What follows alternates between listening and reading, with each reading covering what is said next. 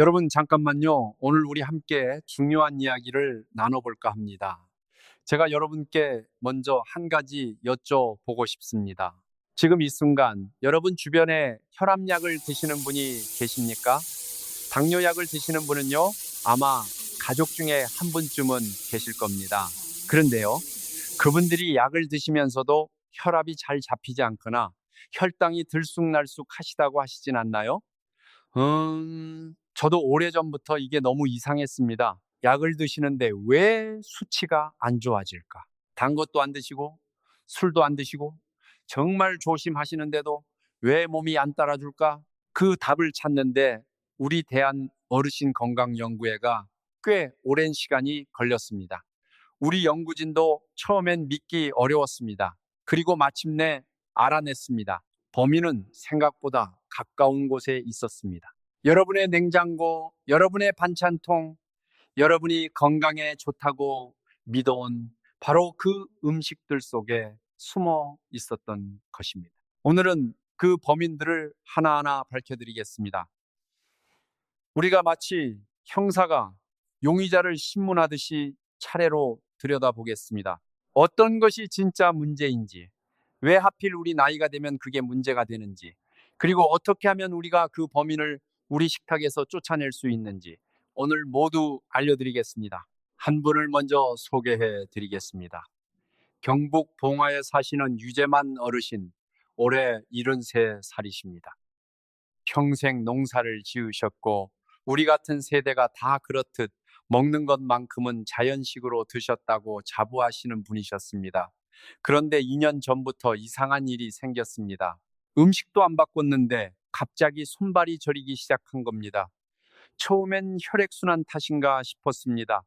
침도 맞아보시고 안마도 받아보셨지만 낫질 않았습니다. 병원에서 혈압도 재봤는데 정상이었습니다. 그런데 어느 날 저녁을 드시고 나서 갑자기 배가 심하게 아프시면서 손발 저림이 더 심해졌고 결국 응급실에 가셨습니다. 의료진이 여러 가지를 살펴보다가 결국 밝혀낸 것이 뭔지 아십니까?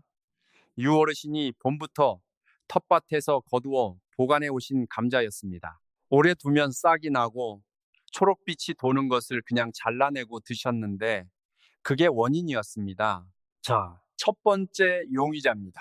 이름은 솔라닌입니다. 여러분, 감자가 건강에 좋은 식품이라는 거 다들 아시죠? 맞습니다. 감자는 좋은 음식입니다. 비타민C가 풍부하고 칼륨도 많고 우리 몸에 여러 좋은 영양을 줍니다. 소화도 잘 됩니다. 그런데 그 감자 속에 솔라닌이라는 독성 물질이 숨어 있습니다. 그리고 이게 중요한데요. 우리 나이가 되면 이 솔라닌이 젊을 때보다 훨씬 더 위험해집니다. 솔라닌은 감자가 스스로를 벌레와 곰팡이로부터 지키기 위해 만들어내는 물질입니다. 특히 감자가 빛을 받거나 오래 보관되거나 싹이 틀 때 이 솔라닌의 양이 급격히 늘어납니다. 문제는 여기서 생깁니다. 2024년 의학 전문지 JEB 메디컬 사이언스에 발표된 연구가 있는데요. 솔라닌은 체내에 들어온 뒤 빠져나가는데 무려 24시간이 넘게 걸린다는 겁니다. 무슨 말이냐면 매일 감자를 드시면 솔라닌이 빠져나가기 전에 또 들어온다는 겁니다. 그렇게 조금씩 조금씩 쌓입니다. 젊을 때는 간이 이 솔라닌을 충분히 처리해 줍니다.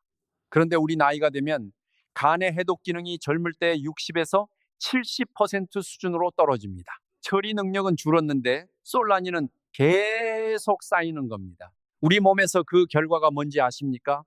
처음에는 그냥 배가 좀 불편합니다. 체한 것 같기도 하고 소화가 안 되는 것 같기도 합니다. 그런데 시간이 지나면서 솔라닌이 신경에 작용하기 시작합니다. 손끝이 저리고 발끝이 시립니다.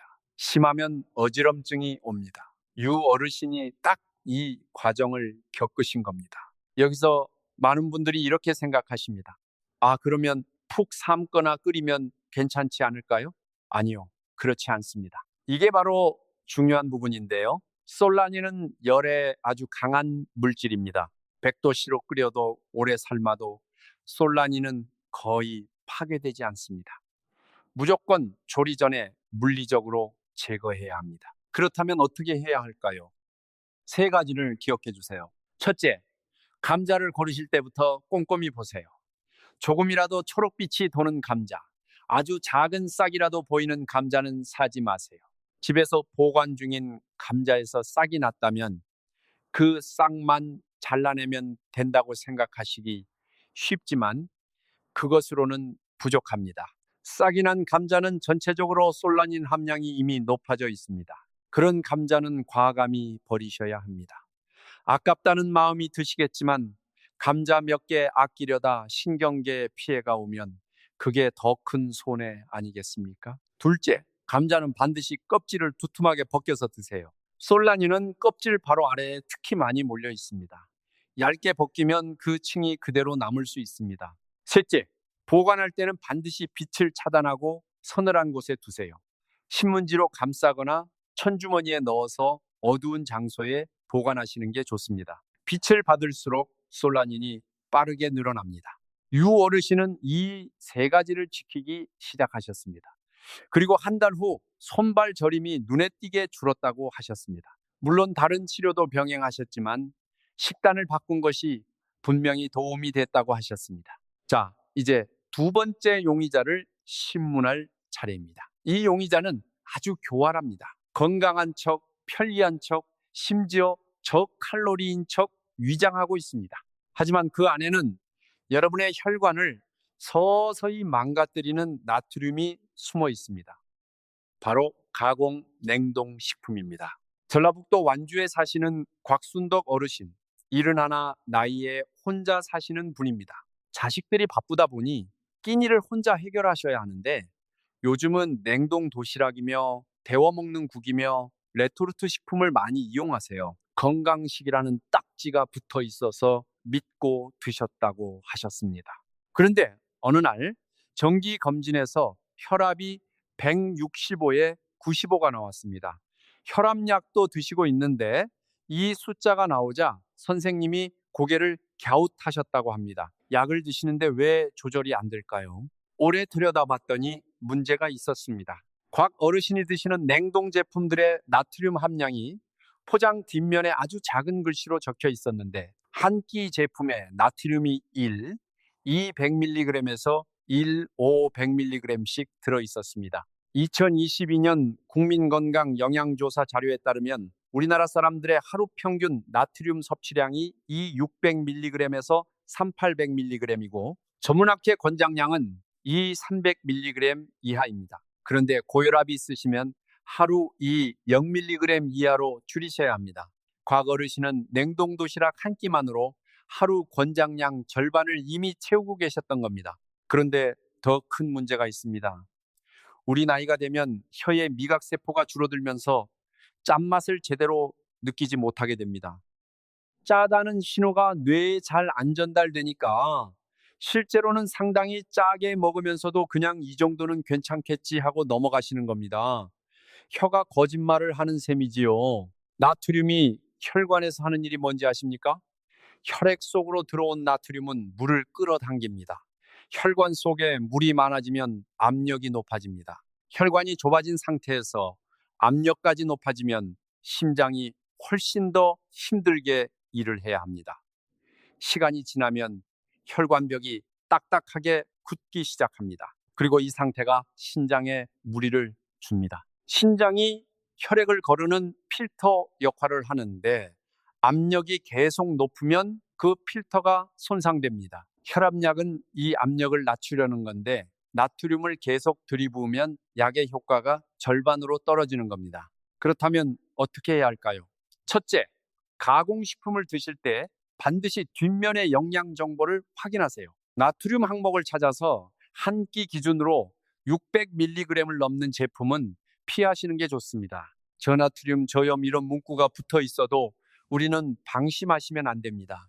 상대적으로 덜 짜다는 거지 아무렇지 않다는 게 아닙니다. 둘째, 집에서 음식을 만드실 때 간장이나 된장 등 오히려 이후에 외식하거나 예전 방식으로 드시면 너무 짜게 느껴지실 겁니다. 셋째, 나트륨을 이미 섭취하셨다면 칼륨이 풍부한 음식이 도움이 됩니다. 고구마, 감자 껍질, 바나나, 시금치 같은 것들이 나트륨을 몸 밖으로 배출하는 데 도움을 줍니다. 물을 충분히 드시는 것도 중요합니다. 곽 어르신은 이 방법을 실천하신 지 2달 만에 혈압이 142에 88로 안정됐습니다. 같은 약을 드시면서 식단만 바꾸셨는데 이런 변화가 생긴 겁니다. 이 지점에서 많은 분들이 이런 질문을 하십니다. 선생님, 저는 김치를 적게 먹어야 하나요? 된장국도 못 먹는 건가요? 좋은 질문입니다. 저도 정말 좋아하는 우리 전통 발효식품들은 단순히 나트륨만 있는 게 아닙니다. 김치에는 유산균이 있고 된장에는 항산화 성분이 있습니다. 최근 연구들을 보면 발효식품 속 나트륨은 일반 소금과 달리 혈압 상승 효과가 덜할 수 있다는 결과들도 나오고 있습니다. 그래서 제가 드리는 말씀은 완전히 끊으라는 게 아니라 양을 줄이고 가공식품 속 숨겨진 나트륨에 더 주의를 기울이라는 것입니다. 자, 세 번째 용의자를 보겠습니다. 이 용의자는 정말 억울합니다. 평생 건강에 좋다는 소리만 들었는데 왜 갑자기 범인 취급을 받느냐고 할지도 모릅니다. 바로 생마늘입니다. 마늘이 좋은 음식인 것은 맞습니다. 혈관을 건강하게 해주고 면역력을 높여주고 실제로 여러 연구에서 효과가 확인됐습니다.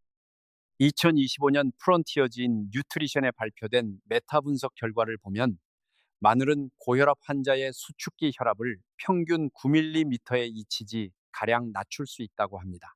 이게 혈압약 한 알의 효과와 비슷한 수준입니다. 대단하지 않습니까? 그런데 여기에 중요한 조건이 하나 있습니다. 그 마늘이 제대로 된 방법으로 드셔야 한다는 것입니다. 충청남도 아산에 사시는 박성철 어르신, 78살입니다. 오래된 직업군인 출신이신데 무엇이든 철저하게 하시는 분이십니다.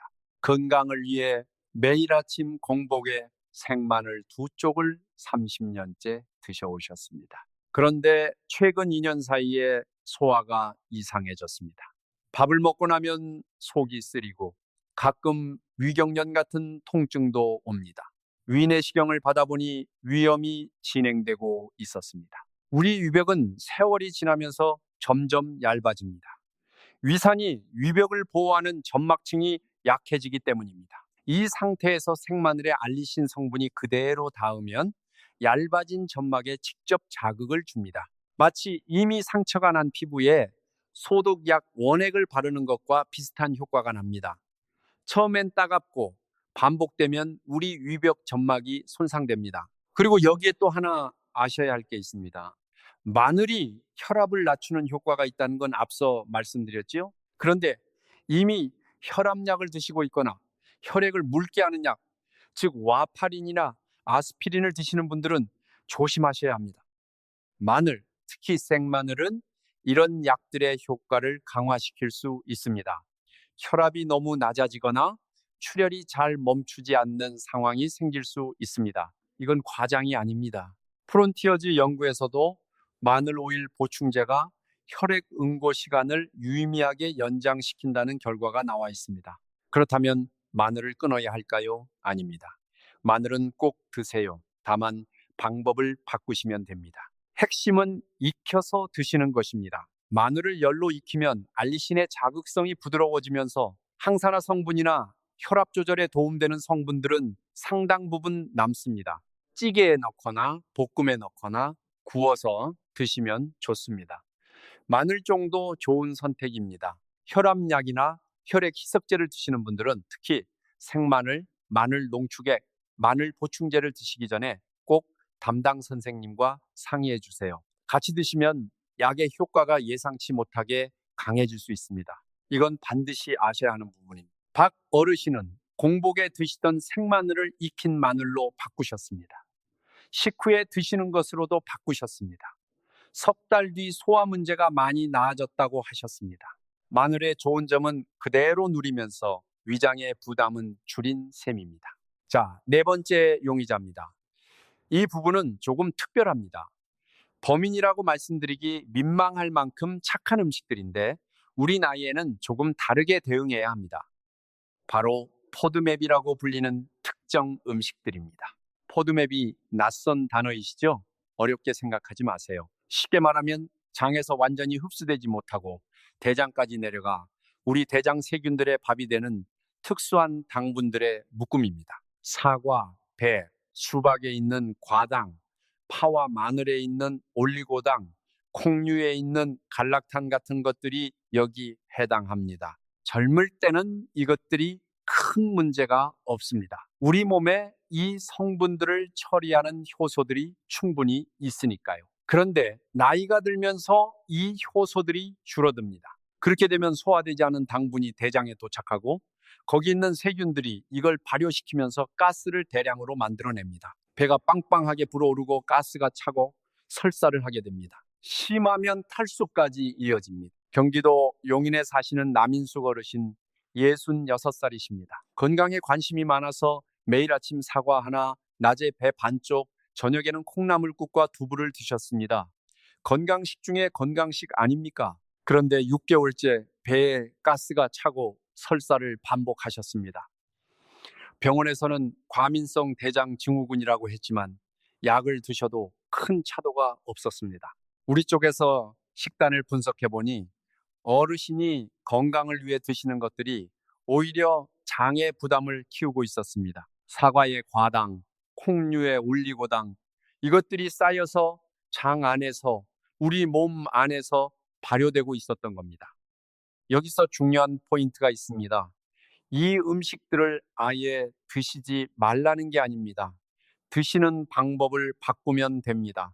예를 들어 사과는 껍질을 벗기고 가열하면 흡수를 어렵게 하는 소르비톨이 크게 줄어듭니다. 연구에 따르면 사과 껍질을 벗기고 푹 익히면 소르비톨이 54%까지 감소합니다. 콩류는 최소 12시간 물에 불린 다음 그 물은 버리고 새물로 다시 삶으면 올리고당이 63% 이상 줄어든다는 연구 결과도 있습니다. 마늘과 파는 충분히 볶거나 끓여서 드시면 됩니다. 날 것으로 넣은 것과 충분히 익힌 것은 장에서의 영향이 매우 다릅니다. 나 어르신은 이 방법으로 2달 만에 나 어르신의 배 불편함이 현저히 줄었습니다. 사과를 안 드신 게 아니라 익혀서 드신 겁니다. 콩을 안 드신 게 아니라 제대로 준비해서 드신 겁니다. 음식을 끊는 것이 아니라 현명하게 드시는 방법을 배우신 겁니다. 그리고 여기서 하나 더 알아두셔야 할 게 있습니다. 이것은 오늘 처음 말씀드리는 내용인데요.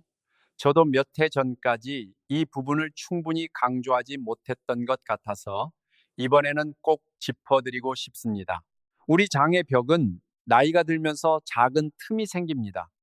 영어로 리키거트, 우리말로는 장 투과성이 높아진다고 합니다. 쉽게 설명드리면 이렇습니다.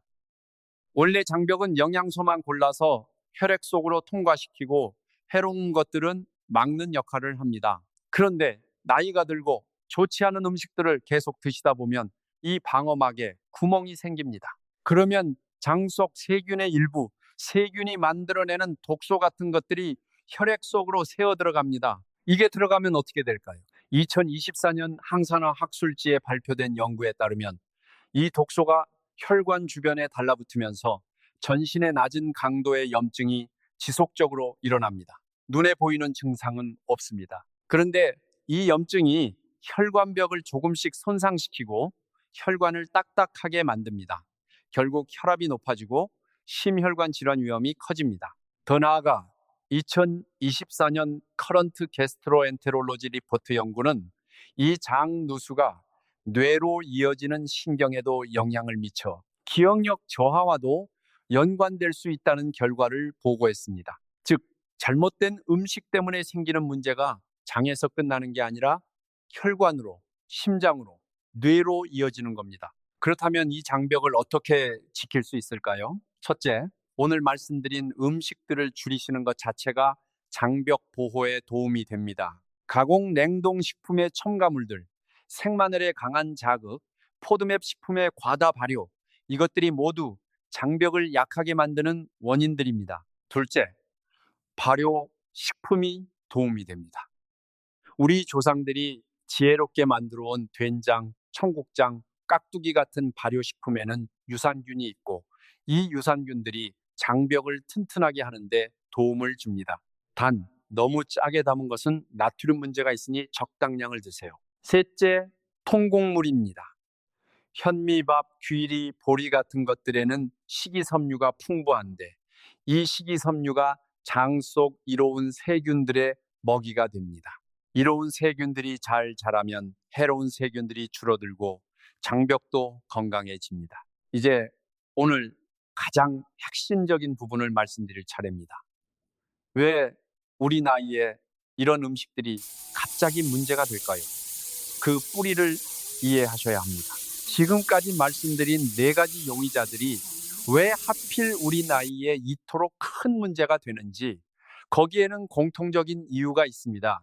그 이유가 두 가지입니다. 우리가 알아야 할 첫 번째 이유, 우리 몸의 해독 능력과 소화 능력이 전반적으로 낮아졌기 때문입니다. 뇌가 노화되면서 위장으로 내려가는 신경 신호가 약해집니다. 그 결과로 위산 분비가 젊을 때 절반 수준 이하로 떨어질 수 있습니다. 위산이 부족하면 음식물을 제대로 분해하지 못합니다. 또 간의 해독 효소들도 나이가 들면서 줄어듭니다. 솔라닌 같은 독소, 나트륨 과부하, 마늘의 강한 성분들, 이 모든 것들이 젊었을 때 우리 몸이 너무나도 당연하게 해내던 일들이 이제는 훨씬 천천히 처리되고 더 오래 남아 있습니다. 두 번째 이유, 당화 반응이 심해지기 때문입니다. 당화라는 게 무엇이냐면 혈액 속에 남은 당분이 우리 몸을 이루는 단백질에 달라붙는 현상입니다. 한번 상상해 보시겠습니까? 하얀 설탕을 팬에 올리고 오래 가열하면 어떻게 됩니까? 처음엔 녹다가 나중엔 시커멓게 타고 냄비 바닥에 딱딱하게 눌러붙어 버립니다. 혈관 속에서도 비슷한 일이 일어나는 겁니다. 당분이 혈관벽을 이루는 단백질에 달라붙어 딱딱하게 만들고 탄력을 없애고 염증을 일으킵니다. 그런데 나트륨 과부하, 장누수, 가공식품 속 각종 첨가물, 이것들이 모두 이 당화 반응을 더 빠르게, 더 심하게 진행시킵니다. 즉, 나쁜 음식들은 단순히 그 음식 자체만의 문제가 아니라 우리 몸의 노화 과정 전체를 가속시키는 역할을 하는 겁니다. 이것이 바로 우리가 오늘 음식을 바꿔야 하는 진짜 이유입니다. 이제 실제로 많이 물어보시는 질문 몇 가지를 정리해 드리겠습니다. 첫 번째 질문입니다. 감자를 삶거나 끓이면 솔라닌이 파괴되나요? 이미 말씀드렸지만 다시 한번 강조하겠습니다. 아닙니다. 솔라닌은 열에 거의 파괴되지 않습니다. 삶아도 끓여도 구워도 마찬가지입니다. 그래서 조리 전에 반드시 초록 부분과 싹 부분을 물리적으로 제거해야 합니다. 싹이 많이 난 감자는 처음부터 구입하지 마세요. 두 번째 질문입니다. 김치를 많이 먹으면 혈압에 안 좋을까요? 김치는 발효식품으로서 여러 유익한 성분이 있습니다. 하지만 나트륨이 적지 않은 것도 사실입니다. 오래 묵은 김치는 더 짭니다. 중요한 건 양입니다. 하루에 소접시 한두 개 정도, 그 외의 음식을 싱겁게 드신다면 크게 걱정하지 않으셔도 됩니다. 문제는 김치 양도 많고 찌개도 짜고 거기에 가공식품까지 드시는 경우입니다. 총량을 관리하는 게 핵심입니다. 세 번째 질문입니다.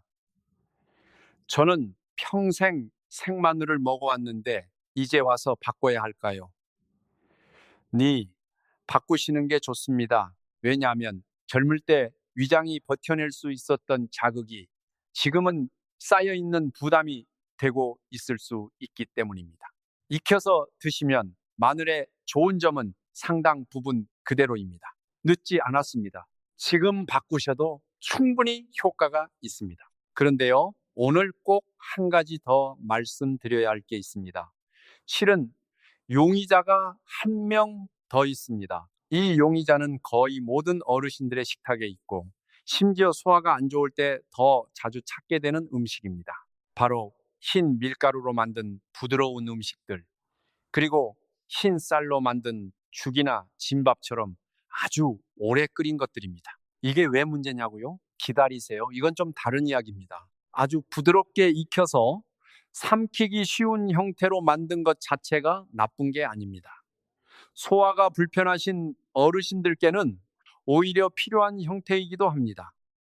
문제는 그 음식들이 소화관을 얼마나 빨리 통과하느냐에 있습니다. 흰 밀가루빵, 흰쌀죽, 아주 부드러운 떡 같은 것들은 혈당을 매우 빠르게 올립니다. 이것들은 거의 씹을 것도 없이 입에서 녹아버립니다. 그러면 소장에서 당분으로 분해되는 속도가 아주 빠르고 혈당이 급격히 오릅니다. 그러면 췌장이 인슐린을 급하게 분비합니다. 인슐린이 빠르게 나와서 혈당을 낮추면 이번엔 혈당이 너무 빨리 떨어집니다. 그러면 또 배가 고프고 또 먹고 싶어집니다. 이 사이클이 반복되면 췌장이 지치기 시작합니다. 당뇨 전 단계이시거나 혈당 관리가 필요하신 분들에게 이 부분이 특히 중요합니다. 먹는 양이 같아도 어떤 형태로 드시느냐에 따라 혈당 곡선이 완전히 달라집니다. 그렇다면 어떻게 하면 좋을까요? 흰쌀죽 대신 현미를 조금 섞어서 우리 밥을 지으세요. 처음엔 소화가 잘 안 되실 것 같다고 걱정하시는데 현미를 충분히 오래 불린 뒤 푹 끓이면 부드럽게 됩니다. 전기밥솥에 죽 기능이 있으면 그걸 이용하셔도 됩니다. 흰쌀에 귀리나 보리를 조금 섞는 것도 좋습니다. 빵을 드실 때는 통곡물 빵을 선택하세요. 시판되는 통밀빵 중에는 실제로 통밀 비율이 낮은 것들도 있으니 성분표를 한번 보시는 게 좋습니다. 성분 중에 통밀가루가 맨 앞에 나오는 것을 고르세요. 면을 드실 거라면 메밀면이나 통밀면이 혈당 상승이 훨씬 완만합니다. 그리고 면을 드실 때는 채소를 함께 넣어서 드세요. 채소의 식이섬유가 당분이 흡수되는 속도를 늦춰줍니다. 그리고 아주 중요한 것이 있습니다. 먹는 순서입니다. 식사를 시작하실 때 먼저 우리 전통국처럼 국물이나 채소를 드세요. 그 다음에 단백질인 생선이나 두부, 달걀을 드시고 마지막에 밥이나 면을 드세요. 우리가 이 순서 하나만 바꿔도 혈당 상승 속도가 눈에 띄게 달라집니다. 대한당뇨병학회에서도 우리에게 권장하는 방법입니다.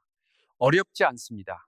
지금 드시던 음식 그대로 먹는 순서만 바꾸시면 됩니다. 경남 진주에 사시는 황기남 어르신 74살이십니다. 혈당이 좀 높다는 이야기를 들으시고 단 것은 절대 안 드셨습니다. 사탕, 과자, 케이크 이런 것들은 입에도 안 대셨습니다. 그런데도 혈당이 잘 안 잡혔습니다. 알고 보니 아침마다 드시던 것이 흰빵 2쪽 그리고 흰쌀 진밥이었습니다. 달지 않으니 괜찮다고 생각하셨던 겁니다.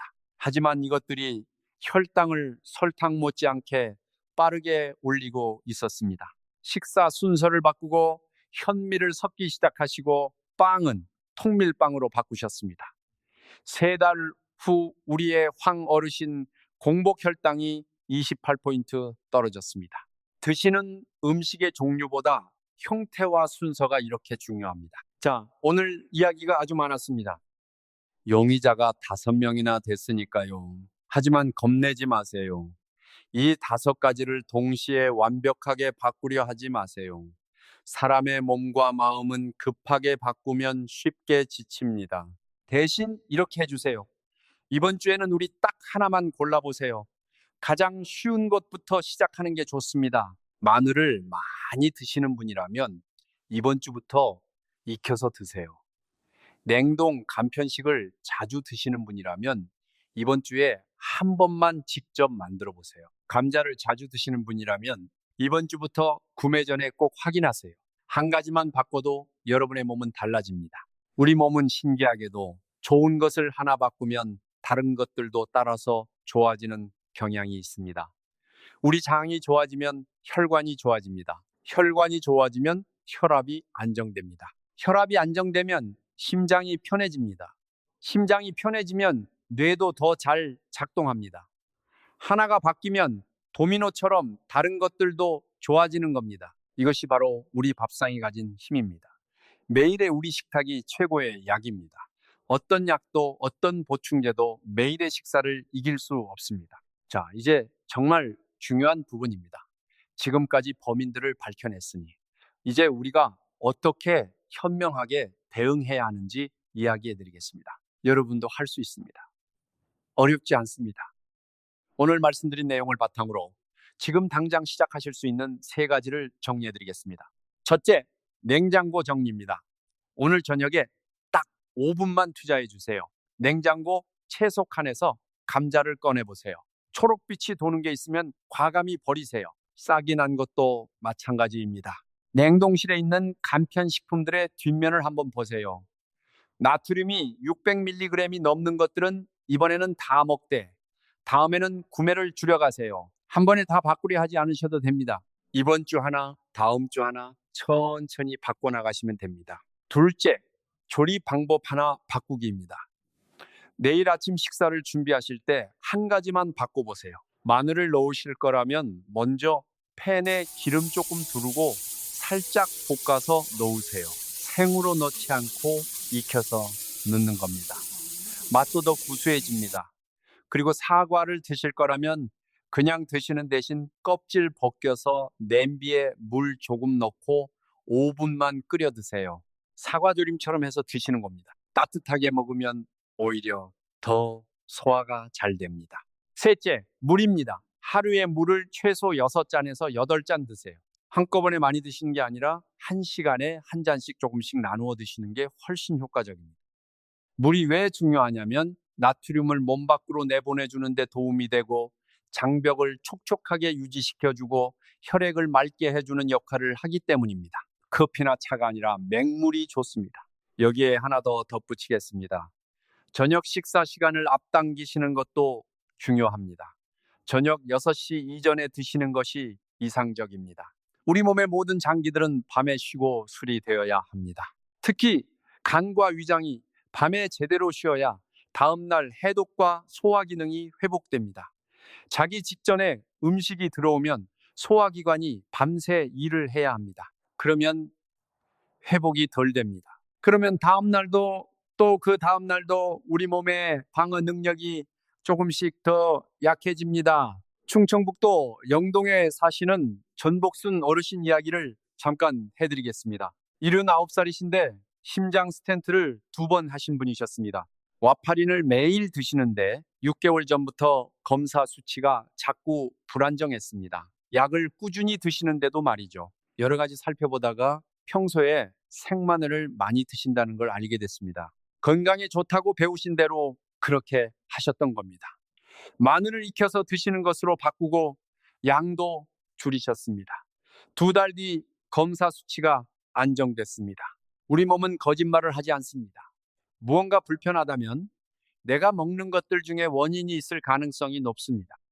그 원인을 찾아서 조금씩 바꿔나가는 것, 그것이 우리가 할 수 있는 가장 확실하고 현명한 건강 투자입니다. 오늘 말씀드린 내용 다시 한번 정리해 드리겠습니다. 첫 번째 범위는 쌍나거나 초록빛 도는 감자입니다. 솔라닌이 열로는 없어지지 않으니 구입 단계부터 주의하셔야 합니다. 두 번째 범위는 가공 냉동식품 속 숨은 나트륨입니다. 우리 혀가 짠맛을 제대로 느끼지 못하기 때문에 눈으로 직접 확인하셔야 합니다. 세 번째 범위는 공복에 드시는 생마늘입니다. 특히 혈압약이나 혈액 희석제를 드시는 분들은 꼭 익혀서 드시고 담당 선생님과 상의하셔야 합니다. 네 번째는 포드맵 음식들의 과다 섭취입니다. 사과, 콩, 파, 마늘 같은 것들인데 제대로 손질하고 익혀서 드시면 됩니다. 그리고 오늘 처음 말씀드린 중요한 내용이 있었습니다. 바로 장 투과성의 문제입니다. 장벽에 생긴 틈으로 세균 독소가 혈관으로 들어가면 눈에 보이지 않는 만성 염증이 전신에 퍼집니다. 이 염증이 혈관을 굳히고 심장을 힘들게 하고 나아가 뇌 건강에도 영향을 줍니다. 우리가 좋은 음식을 올바르게 드시는 것이 이 장벽을 지키는 핵심입니다. 사랑하는 가족들 곁에서 건강하게 오래 계시려면 큰 것 하나를 바꾸는 것보다 작은 것 여러 개를 꾸준히 바꾸는 게 훨씬 효과적입니다. 오늘 드신 정보 중에 우리 이 중에서 한 가지만이라도 내일부터 실천해 보시겠습니까? 냉장고에서 쌍난 감자 하나 버리는 것, 생마늘 대신 볶은 마늘 쓰는 것, 물 한 잔 더 마시는 것, 이것부터 시작하세요. 우리가 하는 그 작은 선택 하나하나가 쌓여서 우리의 5해 뒤, 10해 뒤 여러분의 몸을 다르게 만듭니다. 우리 손자, 손녀들이 할머니, 할아버지 건강하시다고 웃으며 달려올 그날까지 오늘부터 우리 함께 한 발씩 걸어가 봅시다. 오늘 내용이 도움이 되셨다면 주변에 우리와 같은 고민을 하고 계신 분들께 이 영상을 전해주세요. 우리 주변에 혈압약을 드시는 부모님, 소화가 안 된다고 하시는 어르신, 평소에 생마늘을 즐기시는 어른들께 이 내용이 닿을 수 있으면 좋겠습니다. 우리 모두의 건강을 위한 작은 나눔이 됩니다. 구독과 좋아요는 저희가 더 많은 분들께 이런 정보를 전해드릴 수 있는 힘이 됩니다. 오늘도 우리 함께 해주셔서 감사합니다. 올 한 해도 장 건강, 혈관 건강 잘 지키시고 우리 가족들과 함께하는 밥상이 언제나 보약이 되시길 바랍니다.